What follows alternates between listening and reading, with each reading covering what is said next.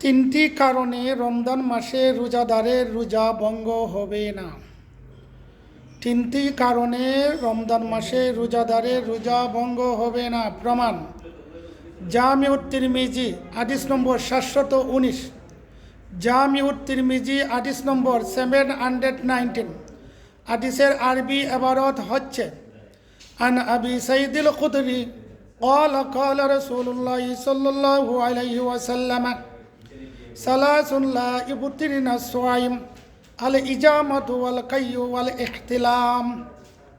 হাদিসের বাংলা অনুবাদ: হযরত আবু সাঈদ খুদরি রাদিয়াল্লাহু আনহু হইতে বর্ণিত, আল্লাহ রাসূল সাল্লাল্লাহু আলাইহি ওয়াসাল্লাম ইরশাদ করেন, রমজান মাসে তিনটি কারণে রোজা ভঙ্গ হবে না। 1 নম্বর, সিঙ্গা লাগানো হলে রোজা ভঙ্গ হবে না। 2 নম্বর, বমি হলে রোজা ভঙ্গ হবে না।